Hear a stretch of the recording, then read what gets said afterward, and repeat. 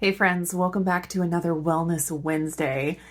It looks really pretty outside today. The sun is shining, but it is so cold. So I was already chilled and I decided to just stay inside with my coffee and chat inside today.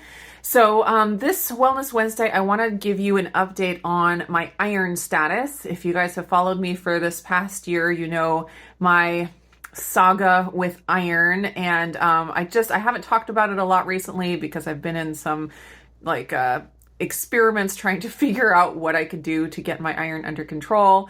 And so I just want to give you like an overview and an update on where I'm at now and kind of where I'm headed with that. But before I get started on that, I want to give a quick shout out to Perfect Keto. I always am telling you guys about their sales, but right now it's a little bit different. It's not exactly a sale. What they have done is just drop a bunch of their prices. Inflation is real and it's, causing things to be more expensive, but also companies can use inflation as an excuse to raise prices. And Perfect Keto has committed to not doing that and not exploiting the system that way. And instead, they are going the extra mile to reduce prices where they can. So right now, they have the prices dropped and they will keep them as low as possible as long as they can. One thing that you can do is if you get a subscription on your favorite Perfect Keto product right now, you can lock in that low price. So when they do have to raise them, you keep getting them at the low price as long as you keep your subscription active. And you can get an additional 5% off if you do the subscription in this little period here up until the 14th. So if there are some Perfect Keto products that you love and that you know are part of your regular daily routine, this is a great time to lock in those low prices. I will have the link down in my description so you can check that out if you're interested. Okay, also, yes, I do have a scratch on my face. It was just because Levi's fingernails got long and he accidentally scratched me a couple of days ago, and it's very obvious on my face. Just wanted to address that in case anyone was curious. So now on to the iron saga. Back last summer, I did a video letting you guys know that I'd gotten some blood work done and had some concerning results. There were several different things going on, and I'll link that video and my playlist of this whole this whole saga up in the cards. So if you have a lot of time and you want to go and you just go through the whole journey with me, you can check that out. But basically my ferritin, which is the storage iron in your body, was at a level 9, when ideally it should be, there's different people have different opinions, but somewhere around 80 to 100. Mine was at 9. So it was very, very low. It was even low enough that conventional medicine considered it low, and their range is a whole lot lower than, or it goes a whole lot lower than more naturopathic, holistic doctors. Mine was so incredibly low that everyone agrees I was deficient in iron. So I went and I got, just to, get me back to baseline, I got an iron infusion, a big one. It was like just a one-time thing where I got a huge iron infusion, and I felt incredible. Like within 6 weeks, it takes a little while for everything to, get to all the right places to make you feel good, the iron to move through the body that way. But I started feeling just incredible, and like my brain fog went away, my energy was just so much better. And then after a few months, things started to decrease, and I specifically noticed that every cycle, which makes sense, every time I was losing blood, I could just feel symptoms coming back, the iron deficiency symptoms. And I do have a video all about iron deficiency symptoms and the ones that I specifically felt. And so I noticed these symptoms coming back, which was really disheartening after feeling bad and then getting the iron infusion and feeling really, really good. To start having those symptoms creep back in is just so incredibly discouraging. Also during that time is when I started testing for SIBO and then trying to address SIBO, because small intestinal bacterial overgrowth can be a cause of impaired iron absorption. So I was hoping that addressing the SIBO would cause me to be able to absorb iron better. I went through months of SIBO treatments. I'm very happy I did that. I got really good results from doing that as far as my digestion and things that I like, foods that I could tolerate again. But sadly, it did not seem to fix my iron absorption issues. So I went to my doctor and she got me set up with some smaller iron infusions because we had thought that just getting that one big iron infusion would be enough, and then I could keep my levels up with supplementing and working on my gut and all those things. Since I wasn't able to do that, I didn't want to try to go back and get another huge iron infusion. I was like, it seems like if there was a way that I could get smaller iron infusions just every couple of months or so, that would be better. And so she set me up with a place where I could get small iron infusions. And I got my first one maybe back in, I don't remember. I've had 3 so far, and I have been getting them every 2 months. So when I got my first one, that was when I was getting close to finished with my SIBO treatments. And I wanted to see what my body was able to absorb on its own just from my food. And my diet is very high in iron containing foods. So I was just hoping that I'd be able to hold on to some iron if the SIBO treatments had worked and if that was the underlying cause. And so I got the iron infusion. A month later, I got my ferritin tested, and then I got my ferritin tested a month after that.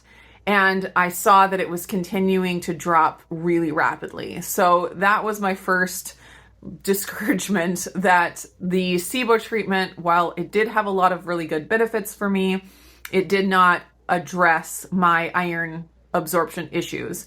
So at that point, that was 2 months, I went and I got another of the mini iron infusions. And that's when I decided to try to supplement more. And so again, I did all of the supplementation things in order to enhance the iron absorption. And that's also when I was consistently taking HCl with my protein containing meals and hoping that that would again help me absorb the iron. I waited 2 months after that infusion and got my ferritin tested again. And sadly, it had dropped at exactly the same rate as it had when I wasn't supplementing at all.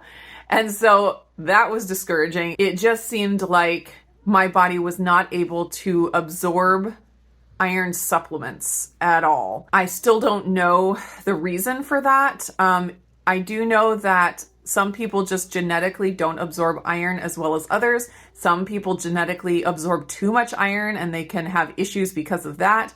And so I'm kind of leaning towards at this point that I genetically don't absorb iron well. There is a possibility still that I might go in and get an endoscopy done to make sure there isn't any internal bleeding or ulcers. I have pushed that off for various reasons, partly because I really wanted to see if the stuff I had been doing for my gut and different things was making a difference, because if it did make a difference, then I don't want to go through the hassle and the expense of trying to go in for an endoscopy. But that's still on the table if after I have one more experiment I'll tell you about in just a minute. And if that doesn't yield any changes or results, then I might pursue the endoscopy again. So that might be something for like later this spring. I did get a stool test to make sure I wasn't losing blood in the stool, and that came back negative. So hopefully that's not an issue. And I felt like that if I had ulcers or the autoimmune gastritis that the doctor mentioned, or different things like that, I felt like I would know. I would have more symptoms than I have. And so I just was not super motivated to spend a lot of time and money and energy trying to diagnose those when I felt like I would have more of an intuition that that's what was going on if that were the case. But again, if these things that I'm doing now don't pan out, I will go down that road of trying to find out if there's something going on in my stomach, with the upper endoscopy. Okay, so now on to what I'm trying now. So I had my first mini iron infusion. I did no supplementing. I just wanted to see what my body could do on its own. My ferritin continued to drop super rapidly after 2 months. And basically what I found was my mini iron infusions last me about 2 months. I'll get my level tested, I'll get the infusion, and then 2 months later, my ferritin level will be the same as it was before the iron infusion. So that's kind of been my cycle. So I didn't supplement after the first one, found out my ferritin was still dropping, did supplement after the second one, found out my ferritin was still dropping at the exact same rate, which was super discouraging. So I just got another infusion about a month ago. And what I decided to try this time was iron patches. So I mean, obviously we've all heard of nicotine patches. That's a thing. But apparently patch supplementation is very popular in like the bariatric patient population where their absorption is very much hindered because of the bariatric surgery. And so patch supplementation is very popular. And there's all kinds of different patches that you can get, all kinds of different supplements and like multivitamins and different things like that. And so this is the one I picked up. It's Patch Aid, and I was really happy that it wasn't terribly expensive. They seem to have sales all the time, and I was able to get in when they were having a sale of 50% off. And so it ended up being a pretty, affordable option as far as iron supplementation goes. I chose the Iron Plus, and that has added things like vitamin C and vitamin A, and let's see, vitamin B9, the methylated folate. Anyways, so there's also a version that's just, I believe it's only iron, but I decided to give the Iron Plus a try because those other things do help with the absorption. So figured I might as well add that. And since these are transdermal, they don't go through the gut. So my thinking is if my issues are gut related, that I should see some kind of a difference with the patch supplementation because it's bypassing the gut completely. So like I said, it's only been a month that I have been using these. Since I got my last iron infusion, I have been using these. And in another month, at the 2-month mark, like I've been doing, I will get my ferritin tested again and pray and cross my fingers that my levels will not have dropped as much as they have after the previous 2 infusions. So the infusions and the patches and the supplements, they're all kind of like a Band-Aid. I really want to get to the source of the issue. And if it's a genetic thing, obviously there's not a lot I can do about that. But like with the SIBO treatment, I'm trying to get to the source so that my body actually does absorb iron better so I don't have to take so many supplements or get the iron infusions. So I recognize that these are all Band-Aids, but where I was with getting the small infusions, they were good, but the drawback was I was kind of on a roller coaster of iron, and the iron levels dropping as fast as they did after I got the infusions, that causes a lot of symptoms. So my levels never have gotten back down as low as they were before I got my big iron infusion. I haven't let that happen. I never want to go back to that again. But I do, like, I'll get every 2 months, I'll get the big jump in iron and then it'll drop again. And it specifically drops each cycle that I have. And so that roller coaster has just, I feel like it's made me feel bad. And what I want is something that keeps me a little bit more steady. So I'm hoping that these patches will be enough to keep my levels a little bit steady so I don't have them drop, and then a big boost, and then drop, and a big boost. I need something that's going to keep me a little more even, and I think I will feel better overall if I have that. And then of course, if I'm able to get to the bottom of why my iron, just the ferritin will not stay in my body, then maybe I could get to some point where I don't have to use these Band-Aids. But until then, I'm just trying to find something that's going to keep me a little bit stable. And if I do have to stay on iron supplementation for the rest of my life for whatever reason, whether it's genetic or what, then I just want an option that I can rely on that's gonna actually keep my iron levels where I want them to be. So that is where I'm at with my iron issues. As always, it is an incredibly slow process and it requires a lot of trial and error.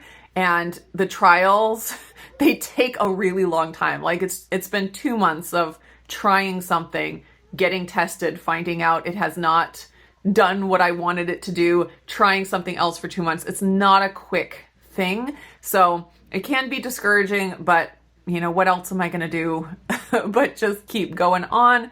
So I will have a link down below to where I got the patches. It's just Patch Aid is the company, and they have all kinds of different patches. And like I said, they really cater to the bariatric patients. And so there are a lot of options, but since I have not gotten my levels tested at all yet, I cannot recommend them. So please remember, I'm not encouraging you to purchase them or recommending them at this point. I'm just sharing what I'm doing, what I'm trying, and just hoping and praying that it does something for me.